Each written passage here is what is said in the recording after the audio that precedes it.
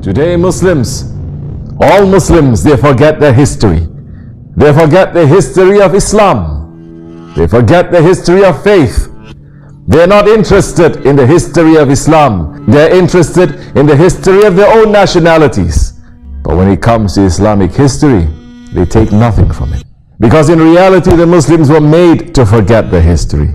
Because the pages of history now are filled with the betrayal and tyranny of those who want to hide it. But Muslims must know their history. If they want to take a single step forward, Muslims must know where they fell down.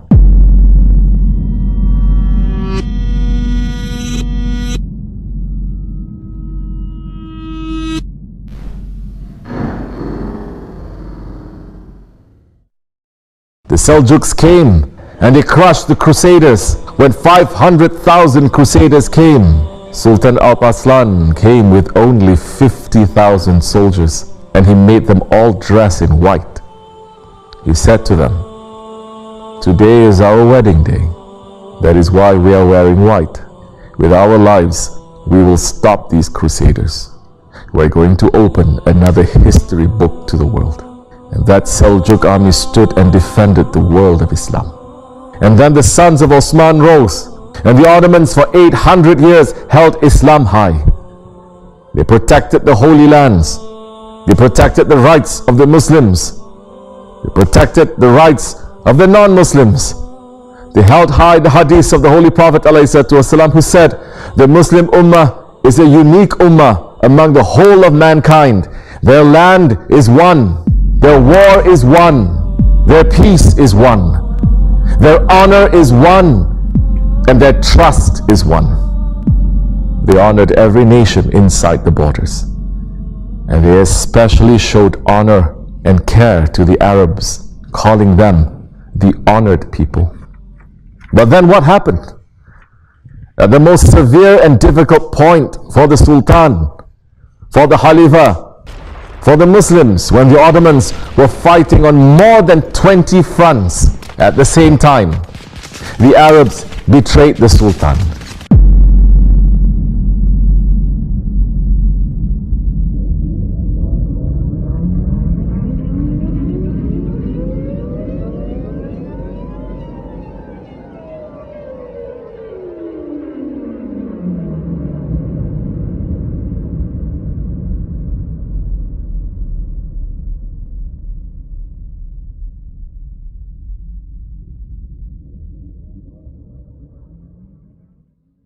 The British came to Sharif Hussein, the grandson of the Prophet ﷺ, the governor of the Haramain, and said, "Why are you being ruled by these Turks? Why don't you separate? We will make you into a new Khalifa. Fight against these Ottomans." And so the Arabs rebelled against the Sultan. What was the intention of the British? To help the Arabs? It is to weaken the Ottomans. It was to weaken the Sultan. It was to crush Islam. It was to continue the Crusades.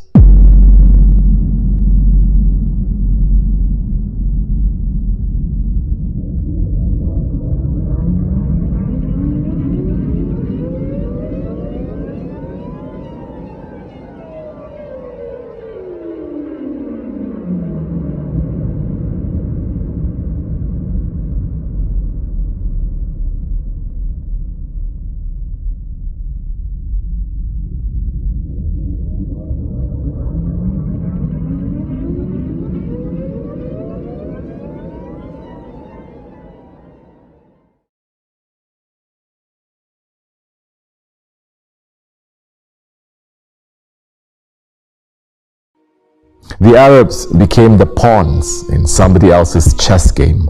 While the Arabs were fighting and betraying the Ottomans, the British, the French, the Russians, and the Italians, they were dividing up the Arab lands.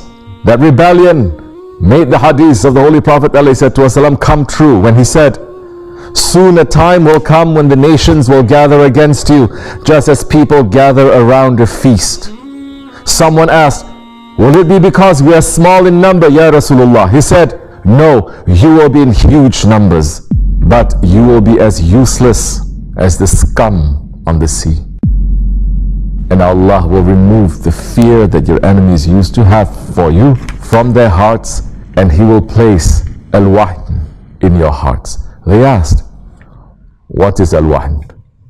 Rasulullah ﷺ said, love of the dunya and hatred of death.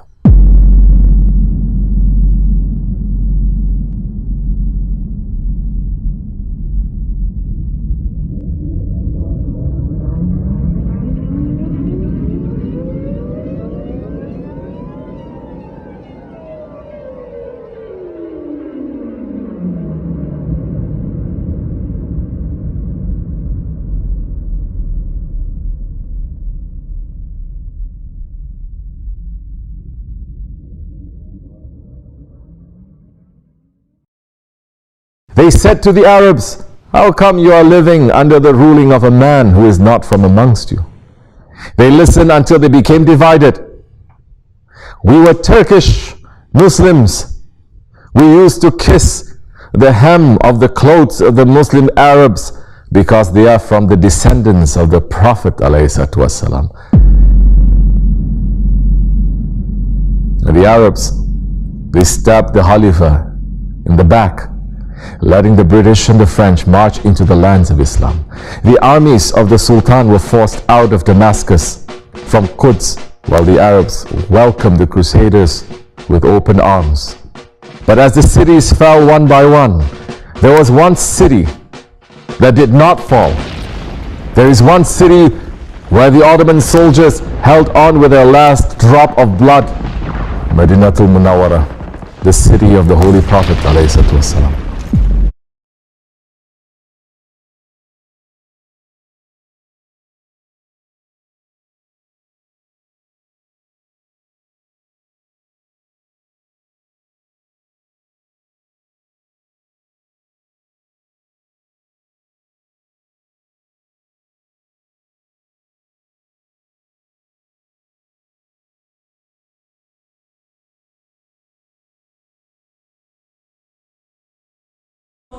The great Ottoman general and warrior, the tiger of the desert, Omar Fakhreddin Pasha, continued to defend Medina.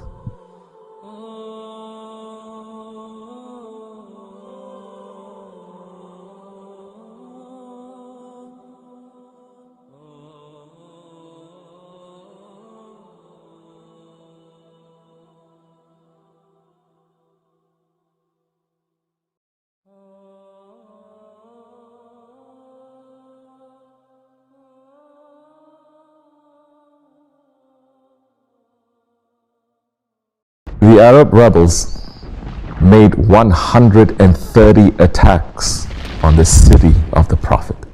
On one day, on just one day, the Arab rebels and their allies, they fired more than 300 bombs on the city of the Prophet. The Arab rebels and the British with Lawrence destroyed the Hijaz railway, cutting off the food and supplies of the Ottomans.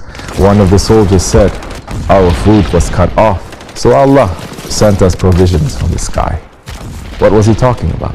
Grasshoppers, locusts started to fall into Medina, and Fakhreddin Pasha told his soldiers, take these insects, cook them and eat them, or else you're going to die from starvation. And we have to live to protect the Prophet. Those Turks, those Ottoman Turks, those defenders of Medina, they starved. Even after the Ottoman Empire was forced to surrender in the war, Fakhreddin Pasha refused to leave Medina. He stood up and said, I will never abandon you, Ya Rasulullah. And one day, he stood on the mimbar of Masjid al-Nabawi and he addressed the soldiers and said, O soldiers, I call out to you, I order you to defend him and his city to the last bullet and the last breath, regardless of the strength of the enemy. May Allah help us, and may the prayers of Muhammad ﷺ be with us. O soldiers of the heroic Turkish army, O Mehmetchiks, O little Muhammads, come forward and swear to me to honor your faith with the supreme sacrifice of your lives.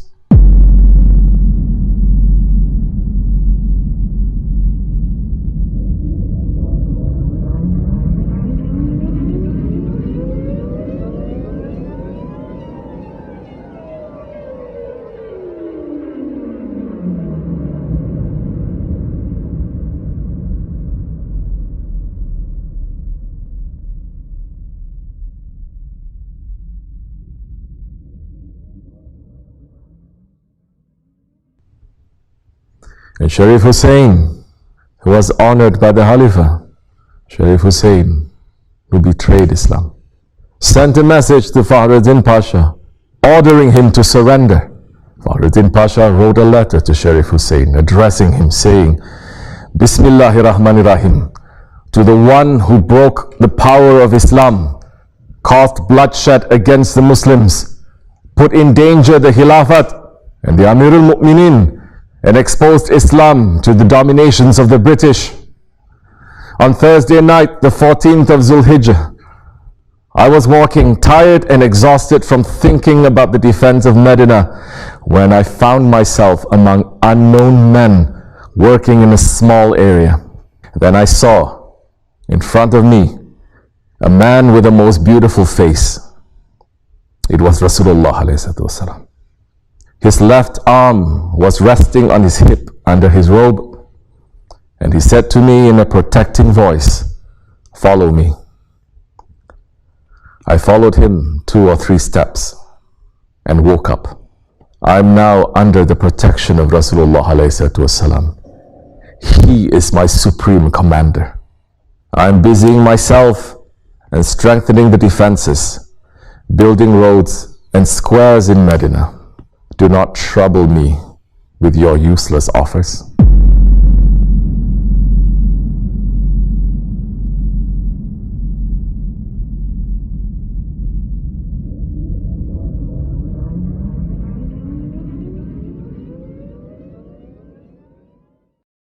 Fakhruddin Pasha kept his promise. He did not surrender Medina.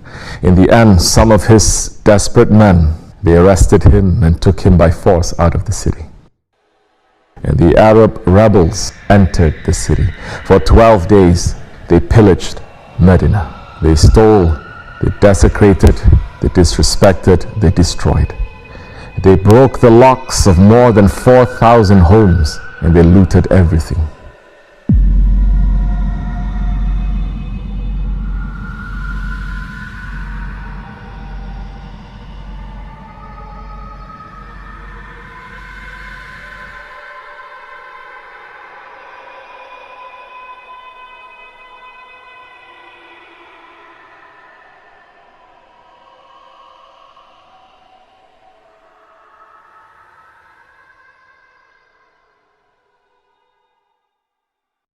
And Sharif Hussein and his children, they were betrayed.